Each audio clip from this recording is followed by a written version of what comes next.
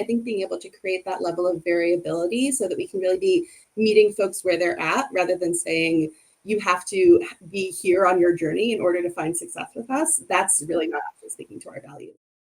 Hey everyone, and welcome to Seen at Work, the podcast. It's the podcast where we highlight diversity, equity, and inclusion professionals and the work they're doing to help their fellow employees feel seen at work. My name is Natalia Eileen, and today I am so excited to bring to you a conversation I had with a fellow diversity, equity, and inclusion practitioner, Lee Ahlborn. Lee is the diversity hiring specialist on the Bain Company recruitment team, and they were so kind in giving us a ton of insight into how they and their team support the recruitment of LGBTQ plus talent. There were so many instances during this session where I thought, I'm so excited that listeners will be able to get this insight into how to think about diversity recruitment, especially on this dimension. So without further ado, my conversation with Lee. All right. We have another podcast episode for you and another podcast guest. We are so excited and happy to have Lee Ahlborn here. They are the diversity hiring specialist on the Bain recruiting team. And Lee, thank you for being here. We're so excited to have you. Thank you so much for having me. It's such a treat. I'm really happy to be here. No, thank you. So let's introduce you to our podcast audience. Please tell us a little bit about your trajectory, what you're doing now, and then we can get into all of the incredible details of what we're here to talk about. Yeah, that sounds great. Happy to. So I'm originally from Providence, Rhode Island, and I went to undergrad at Northwestern, and that's where I studied theater and English. And I spent several years after I graduated working in children's theater in the Chicagoland area, which was a different, amazing chapter of my life. But in 2018, I started working at Bain Company, which is a management consulting firm. And I originally had joined as a manager assistant, sort of executive assistant style position. But I got really involved in our queer affinity group really early on in my time at Bain. It had been my first corporate job that I'd ever had. Prior working in theater, I'd spent a lot of time, interacting and engaging with other queer folks. And so this was sort of my first opportunity in a corporate space. And I was like, I'm actually going to sort of need additional support and community here than I was expecting. So I got super involved in our LGBTQ plus affinity group, which is called BGLAD. And about after a year working at Bain in late 2019, I transitioned over into our Bain recruiting team and started in a role that's primarily focused on recruiting LGBTQ plus and veteran recruits. That sort of transitioned into a broader sense of recruiting operations and diversity recruiting. And my current role is now really focused on our recruiting partnerships, where I help support all of our engagements with external companies that we work with to support our undergraduate recruiting. Thank you for giving us that comprehensive story and even some of the nuances of what you were describing with going from theater to very corporate space, where it became clear that having that community of LGBTQ plus folks was really important to you. So just helpful context for everyone to hear, since we're digging into the nuances of your work in diversity recruitment and maybe digging even deeper into specifically how you're pulling in queer folks for some of these opportunities that you have at Bain. So can you tell us a little bit about the work that you do and just give us a broad overview, and we'll maybe dig in and learn more about the details? Yeah, no, happy to share. So when we think about diversity recruiting, we're really thinking about integrating those efforts into our existing recruiting structure. So at Bain, we hire for a variety of different types of positions across folks that are undergraduates, folks that are getting their MBA. We also hire other folks who are other industry or experienced talent hires, as well as folks with other advanced degrees. And so we're talking about a variety of different folks who are coming from different professional backgrounds and educational experiences. And a big effort as part of our ongoing diversity, equity, inclusion efforts that we have at the company is really thinking about how we do that. And I'm happy to chat about sort of the collaboration of how that looks with our affinity groups and that type of focus. But my particular role right now is really focused on these recruiting partnerships, which are thinking about the other external organizations that we partner with as part of bringing in more diverse talent. And so when we're talking about diversity in this case, what I mean is thinking about racial diversity as well as thinking about gender, sexual orientation, thinking about folks who are veterans, and really sort of expanding that to think about a broader sense of what does diversity mean and how are we bringing in folks that would maybe fall outside of what other folks would say that is that traditional stereotype of what is consulting and who are the people that go into that industry. Thank you for that overview. And I'm sure there are a lot of people listening who have touched the recruitment function, especially quite a bit in the last couple of years as people have really focused in on diversity as a primary and top goal. With the resurgence of the Black Lives Matter movement, for example, in 2020, I think that's something that came through a lot in the conversations that I've had. But one thing that I appreciate is not just your investment in the recruitment function and in the many pieces and parts of the funnel, but you'd also mentioned that there's a real importance in thinking about what happens once people get there. And I appreciated that that's something that you also consider part of your job. Do you mind speaking a little bit to that? Totally. So it's such a great and important point when we think about recruiting, because what we don't want to be doing is like going out into the world and saying, this is an opportunity, you could come work at Bain, here's what this looks like. And then we aren't setting folks up for success in the role. And that means that, of course, like we don't want to hire folks that are not really interested in consulting or not interested in the way that Bain specifically sets up our consulting focus. But we also really want to make sure that when folks get here and they're going to be able to stay, they feel like they're going to be able to find success.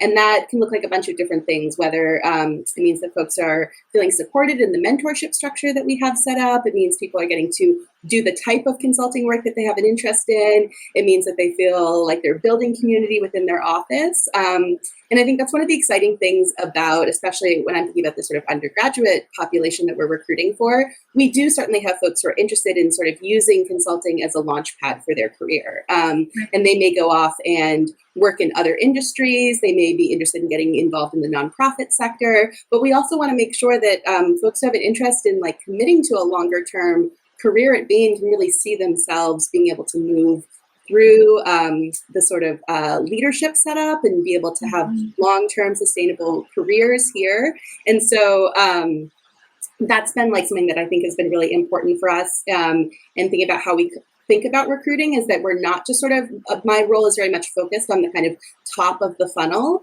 but really when we're talking about all of these efforts, we're also thinking about retention and making sure that part of what we're staying connected to are our internal DEI teams and thinking about the company culture and level of support that we're building so that folks come and then they also want to stay and they also want to be promoters at the firm.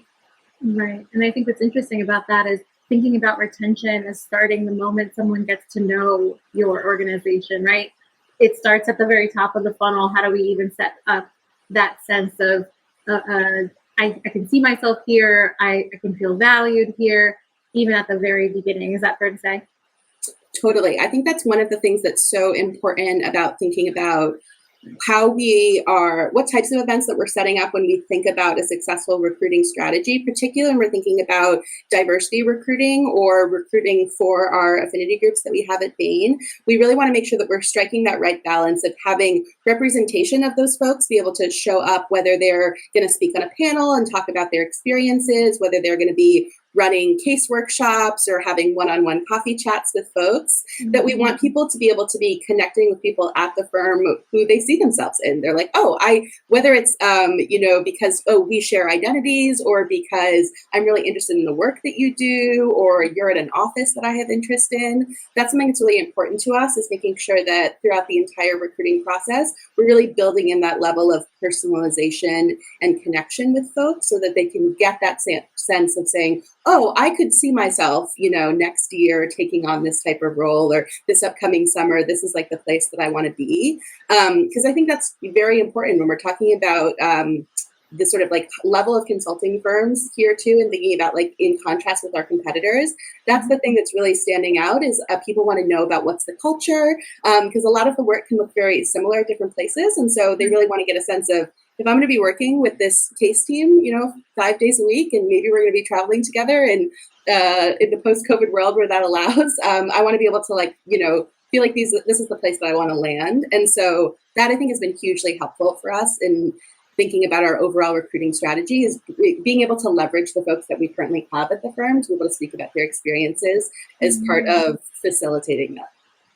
That's awesome. Those are, a good set of examples around how this work can be done. And I'd love to maybe dig into specifics around how you've been thinking about doing that kind of connecting and that kind of access to opportunities or access to resources, specifically for your LGBTQ plus candidates that are coming through the door or that are at least thinking about coming through the door. What does that look like for that specific population?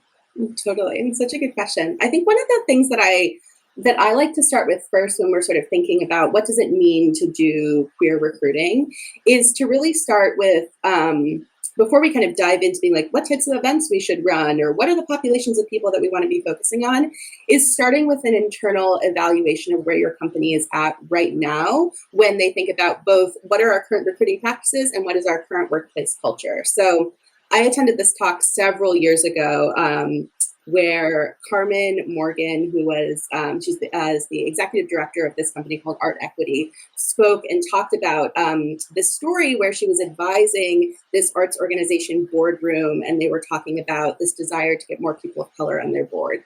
And one of the very first questions that she asked them was, what are you doing to make your organization explicitly anti-racist? And they didn't have an answer for her. And then she followed up by saying, why do you think that your board would be attracting people of color if you have not made this as a stated claim? And I thought this was such a helpful framing for me, and it's something that I've really carried with me into the work that I've been doing for years now, is this idea of why are you, what are the ways in which your organization is creating an environment that is appealing for the queer community to want to work at, because that's going to be a huge element of your recruiting practice to start. So really thinking about, what are the experiences like of queer folks who currently work at your firm? What are the stated values about how we want the queer community to be showing up and represented at work? So I always think it's helpful to start there alongside thinking about an evaluation of your sort of past recruiting efforts. So that can look like reviewing any data that you may have about LGBTQ plus hiring, looking at trends, whether that's both in hiring and, as we've already talked about, sort of retention. And that can be either at an office level or regional level, or even by looking at specific positions. And then also thinking about what barriers you may have had in the past.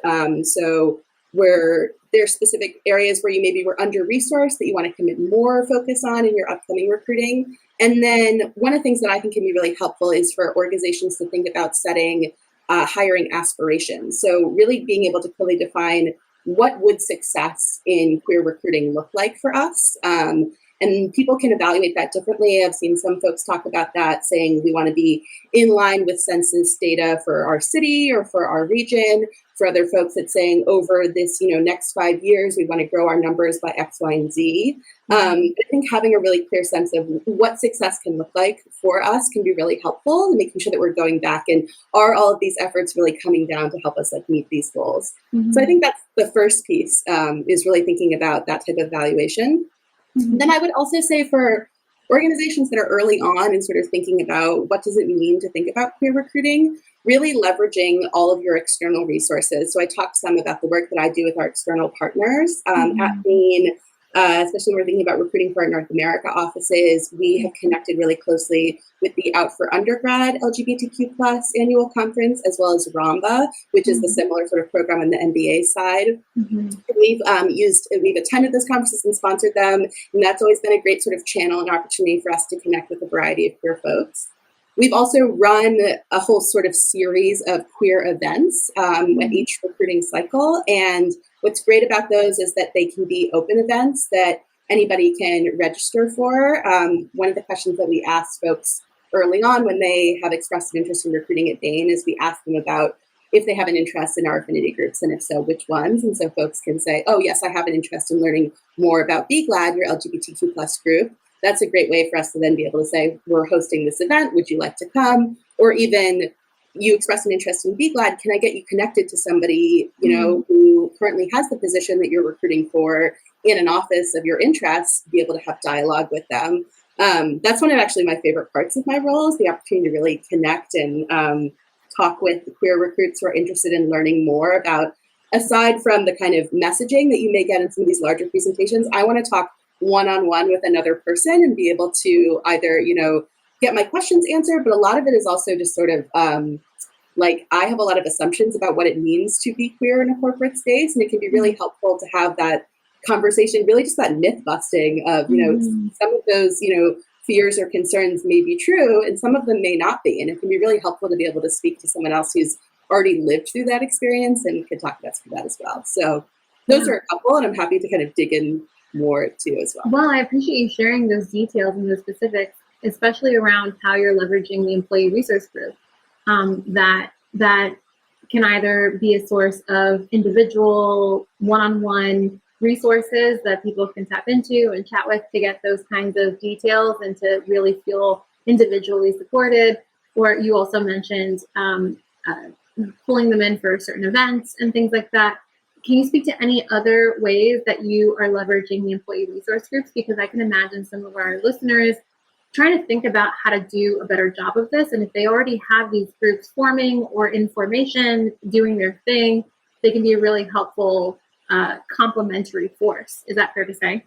Totally fair to say. Yes, that's very true. I think that one of the things that I think is so important when we sort of start out doing this work is to be really thoughtful about honoring processes that allow for sustainability around this work. Because what could very quickly happen is that, especially with organizations that are maybe not as far along in this work, and maybe they only have a very small number of queer employees that they would be able to sort of leverage in this way to help support recruiting, it's very quickly that folks can get burned out from doing this work. And we don't want folks who are being asked to kind of participate or engage in recruiting in this way to feel tokenized. We don't want to be asking those folks to be doing a whole bunch of additional work that their peers aren't doing. So that's something that I think always kind of has to be at the forefront when we sort of are talking about those additional recruiting efforts, is how are we making sure that we're coming up with processes that are sustainable, that allow folks to be able to really be excelling well and doing well at their jobs. When we go back to that piece around retention, like we don't want folks to be getting burned out by doing recruiting, and then that means that they're like falling behind in their work that is like the actual job that they're being evaluated for.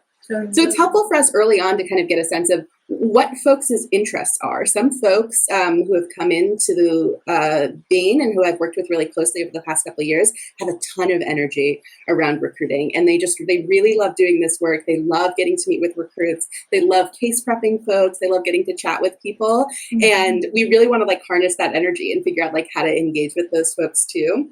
We also really want to be thoughtful about the representation of folks that we're engaging and showing up with too. So intersectionality is hugely important here. Mm-hmm. If I am interested in a firm and I want to talk about what it's like to be queer at that firm, and then I show up and I'm listening to a panel that is only featuring white cis gay men, that's a very specific experience under a much broader umbrella of potential identities that exist within the queer community. And that really may not resonate with me depending on my own background and identity. And so it's really important to make sure that the folks that we're engaging with are talking about a variety of different types of diversity, whether it's, their identities, their lived experiences, the type of work that they do, et cetera. And then like, I guess the last piece that I would say too is one of the things that's been really helpful for us is to make sure that we are keeping a really close connection between any kind of recruiting support that we're doing, and then making sure that those folks are directly tied back to their school and office recruiters. So what can sometimes happen is that, folks will have these one-off connections, they'll meet and chat with people, and then there's sort of question about like, well, where's the feedback, right? Like, how are we making sure that if we're going to go to one of these conferences and we're going to meet all of these recruits over a weekend where we are talking to hundreds of recruits at a career fair, how do we ensure that those recruits are then getting tapped into that same pipeline of recruiting so that they're getting invited to other events at the school that they attend and they're getting invited to the office events? We don't want to have, and I think that's why it's so important to really think about our diversity recruiting efforts as really embedded in broader recruiting rather than as like an additional thing that we're doing on the side, because otherwise we are not actually integrating in the way that we need to. We're not getting the feedback pushing through, and then it's sort of like we're trying to create a layered process on top of something else. And what we really want is to be able to see those recruits get into the pipeline, start building those like connections with folks outside of affinity groups as well. And that's another like easy thing that can fall into is recruiters will be like, oh, this person's queer, I'll have you talk to another queer person. Sometimes that can be really valuable and that's what people want. Other times people are like, actually, I just really want to talk to someone who's in the private equity practice so I can learn more about that. I don't need them to be queer, I don't need to have every single mentor that I'm going to connect with at Bain also be part of the queer community. And so that's also really helpful too, and goes back to that piece I was talking earlier about the personalization, and just sort of not like thinking about all of this in assumptions, but really about like, what do you particularly need? And for some folks, that's, I really need to talk to a queer person about their experiences at Bain. And for other folks, they may have a variety of other things. It would be a great way to kind of leverage and pull in ally support as well. Right. And I think that makes a ton of sense in terms of that initial question that you ask at the very beginning, where I'm sure you're gathering information, not just about the affinity groups that they are most interested in, but also in the potential offices or, areas within the consulting firm that they can focus on. So I think that's a great point, because sometimes, there are assumptions made about how people want to be courted and made to feel included. And while that could be a dimension of their experience for sure, it could also be off-putting. So I appreciate you acknowledging that. And it also sounds like the employee resource group or the affinity group is a good resource for you as you're thinking about ensuring that you're not just tapping the same people over and over again, because I imagine there are also allies in that group who are willing and interested and ready. And I know even from experience that sometimes in the recruitment world, it can be really difficult to pull in people who are, in the roles doing the work, who can really speak to that perspective. It can be really hard to find them and to bring them in. So that sounds like a great way to leverage those groups as well. It's funny because sometimes people think very narrowly about how affinity groups can support a community, and they don't realize how powerful they can be on multiple dimensions, including recruitment. Absolutely. And that's so true, Natalia. And I think that I'm glad that you brought this up too, because being like participating in recruiting is a standard part of every Bainey experience. Like everyone who's a consultant Bainey is going to do some sort of recruiting support over the season in which they have been tasked with recruiting, whether again, it's on our undergraduate side or MBA side, or the other sort of talent pools that we work with. And so everyone's going to be involved in this. And so part of what our job is as recruiters too, when we're thinking about making the assignments of, you're going to go to this open house, you're going to run this case prep session, you're going to be in charge of these interviews on this day, is to make sure that we're creating, again, going back to that level of sustainability around you're coming up with a schedule that is like right for you. And then also allows us to be able to really, really thoughtful about who we're tapping for certain events. And that's why I mentioned this earlier about, starting. This is like a similar idea that I talked about earlier about this idea of starting with knowing what does success look like for you and being able to identify that early on. When we're thinking about structuring a series of, recruiting events or a recruiting strategy that we're going to be going into for a given season, one of the things that's important for us to think about at the top are what are our goals? So if we're running a recruiting event, is our primary goal for us to be sharing out information about Bain, whether that's about our specific culture, whether it's about the industry work that we do, whether it's about a particular affinity group and talking more about that, or is the primary goal of that interaction to be getting information about recruits and getting more info about what they're interested in, what offices they're interested in, the types of connections that they want to continue making this fall. Those are events that are going to be structured very differently. And so once we have a sense of our goals, it's really helpful for us to be able to identify this is an event where it would actually be really valuable for us to be able to have an ally who can kind of step in and talk about their experience of what it means to show up for queer folks in the workplace in this way who's not part of the community. Or we could be able to say, this is an event that is actually really going to be requiring someone to talk about their lived experience in this aspect. And so that's who we want to bring in. I ran an event last summer that was organized with another associate consultant in one of our Texas offices. That was a specific event for undergraduate queer students about how to prepare your resume and cover letter for the upcoming recruiting cycle. And it was because we've been getting a lot of questions about folks saying, should I come out in my application? Like, should I identify identify myself as being queer as part of my application? Is that going to like make my application more successful? Is it going to hurt my application? And so those are like the type of questions where like, okay, this is really important for us to be able to address and come up with a, a specific event that's going to be able to answer these like ongoing questions, and really help to make people feel comfortable. And ultimately the answer there is like, folks should do what they want to do. There's no level in which anyone would ever be penalized or have their application negatively impacted by that. But we also know that everyone's coming out journey is going to look really unique, and we would never tell someone like you will have more success if you do come out in your application. We really want to be honoring folks where they're at right now. And we actually think about that more broadly when we're talking about our overall queer affinity group. We use, and you mentioned this before we started our recording, that this is a practice that Seen at Work also recommends, but we really think about the ability for queer folks to be able to affiliate at different levels of being out within the firm. So there are folks who've chosen to say, like, I'm comfortable being out more broadly at Bain, which means that I, maybe would speak at BGLAD events that the rest of the office is invited to, or I would participate in recruiting in this way. But we also have folks that are saying like, I want that queer community, I want that connection at work, but I'm not comfortable being out to other folks. And so then they, will choose to maybe only be out to other queer people at Bain. And that exists both in recruiting and during your time at the firm. And I think being able to create that level of variability so that we can really be meeting folks where they're at, rather than saying you have to be here on your journey in order to find success with us, that's really not speaking to our values. So I think being able to have that flexibility and accommodation has been so important for us to be able to bring folks in and really allow them to feel comfortable enough. And we've also found that oftentimes leads to more people coming out ultimately, that once they've gotten a chance to establish and say like, yes, like I really want to be part of this community. I've been working at this firm for a while. I feel much more comfortable. I'm happy being out and I want to actually get involved in these recruiting efforts rather than like pushing people to do that before they're ready.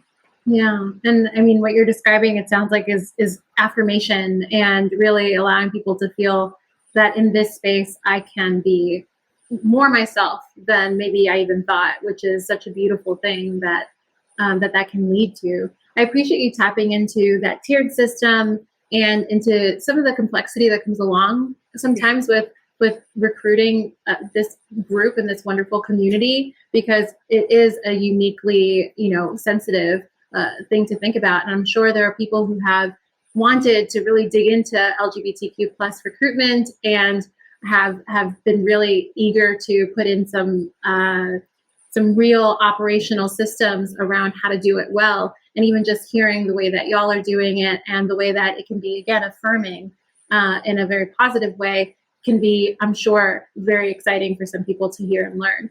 And so to that point, I wanted to move us into challenges, because that could be a potential challenge, right? How do you navigate some of those sensitivities when you definitely never want to, and I hear that sentiment from you, and I personally feel similarly, obviously, never want to force people or make people feel uncomfortable in any way.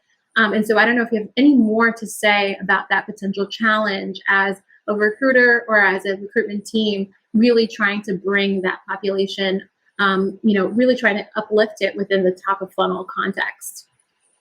Totally. I'm glad that you bring this up, Natalia, because it is, there are definitely absolutely challenges that are connected to doing this work. I think, you've cited a couple that are around sort of sensitivities, whether we're talking about like really truly in like a legal sense of not looking at folks' personal identifying information while they are actively in a recruiting process with us, and how to navigate some of those challenges where we can still be reaching populations and doing that in a way that still is supportive of the, structures and laws that are in place.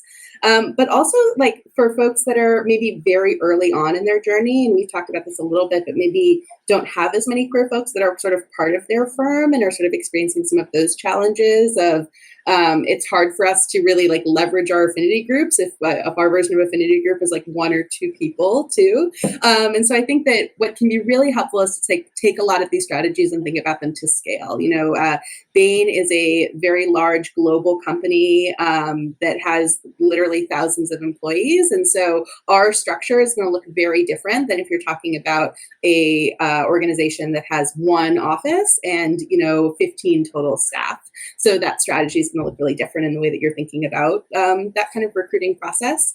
But I think that there's a lot of structures that people can use regardless of their sort of scale. And I talked a little bit about the opportunity to leverage external partnerships for folks that feel like, sponsoring at that level might not be financially accessible for their organization right now. There's still opportunities to work with other organizations. So I like to think about thinking about like your on-campus recruiting and connecting with those student groups can be a great way to be really connecting and bringing folks into the firm. And that doesn't necessarily require the same like level of sponsorship, but you can still be meeting folks on campus. You can be, you could set up an event. There's so much flexibility now that we're living in this whatever era of COVID that we're in right now around virtual events too. Yeah. So there's really the ability to connect with more folks than we've seen before. And that I think has actually been hugely beneficial to us. It used to be that so much of our recruiting was really focused on, we would go to a specific campus, we would run events there. Sometimes we would do these like larger webinars, but being able to have a lot of flexibility around that has really opened things up. So I think like being able to think creatively about some of that piece too. And something else that I think is also really helpful is really like doing that. And I talked a little bit about this sort of like, learning more about what is our internal structure like with our company right now. But there's sort of other opportunities to think about areas that might need some additional consideration for hiring. So one of the things that I think can be helpful for folks to think about reviewing your job descriptions. Do you have job descriptions that say require folks to have completed degrees? And if so, is there an equivalent version of professional experience that could be replaced so that it's not that someone actually needs to have X degree, but they just need to be able to demonstrate these skills in order to be successful in that work? That goes back to the piece that we've been talking about too, around making sure that we're making all of our recruiting efforts feel more accessible. I think particularly when we're talking about consulting recruiting, especially for some of these diverse populations, there is sort of a level of demystifying that needs to come around. Like, what exactly is consulting and what does that mean? And, if I didn't get an MBA or I don't have a background in econ or whatever it is, will I be successful? And the answer is yes. And so I think that that's also really helpful too for folks. And that can be true regardless of your industry of where you're hiring, is to be thinking about ways to be kind of helping to just, remove some of those walls and barriers that have been in place in recruiting practices for such a long time in order to make it feel more accessible and really be able to demonstrate like, yeah, you could do this job, you could belong here at this firm too. When sometimes the like visual representation is like, oh, that is a culture that is, or a company that is not for me. It is for you, and we want you here, and we need to think about how we can be even better at demonstrating that to folks. Yeah. I love that point about demystifying, and that obviously is something that's useful to do for any underrepresented population in any industry, and one that we see often in professional services and in consulting specifically as well, where historically maybe that underrepresentation has really made it difficult for people to see themselves there, but it's just so important that they do, or that they at least have that sense, like you said, that yes, we want you here, and it's not this, complicated, big, high thing that they can't do. And just want to echo that we see that in multiple populations for sure. I want to move us into advice. I feel like you have given us already so many different things to think about related to those challenges that we talked about, the unique challenges, the need to support candidates with their understanding of the industry, the need to really be sensitive to the intersectionality that exists across all of these dimensions and the representation that's required as a result of that intersectionality. We talked about the employee resource group and how to support, or how to use that, leverage that to help support your candidates. I think gave so much, but is there anything that you're like, oh, please take away this one piece of advice or two, however many you want to share to our audience out there? Yeah, no, and such a good summary too, to be able to sort of like talk throughout these pieces. I think that something that we talk about a lot So I think I have two pieces. The first one is that something that we talk about a lot at work is that we use this expression of like being your authentic self at work. And this is a conversation that comes up all the time about how can we be creating a company culture where people can be their authentic selves at work. And as a person who came out as gender fluid while I was working at a corporate firm, that has been very interesting to navigate that idea of being my authentic self at work, and certainly gets more complicated for folks who have questions about their personal safety when it comes to getting to be their really full authentic selves at work. And I think that it ties into this piece that I think is really important, which is this idea that diversity recruiting is everyone's job. And oftentimes what can happen when folks or organizations are thinking about embedding more DEI practices into the work that they're doing right now is that it kind of comes as a layering effect on top of what they're already doing. So this is our company as it exists right now, and we're going to just put these values and structures on top of it, and then this will exist now. And I think one of the things that's really important is for individuals and organizations to really be challenging this idea of how can we be making sure that this work is actually embedded at the core of our values, that we're really coming back down to the foundation of how are we being able to set this up and then build from there. But that means that there are people at the firm like me, who's my job, where my role is, certainly much more directly focused on diversity recruiting than other people. But it is part of everyone's job. And I think that especially being able to get that leadership buy-in is so important. So folks can tell when they're being asked by their, direct line supervisors to do something, and they know that from the top down, that's not a message that's actually being fully integrated and applied. And so bringing that level of when we're asking ourselves to be our authentic selves at work, we're also asking everyone, including leadership at your company and organization, to be thinking about that level of authenticity as well.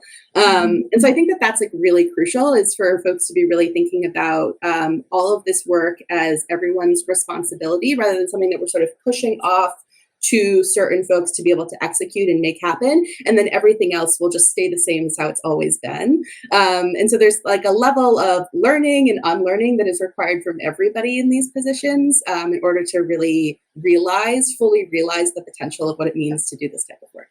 Yeah, thank you for reminding us all of that, because it can be really easy to say we want everyone to be their authentic selves, but it's actually very hard to do that well, and it requires everyone's effort.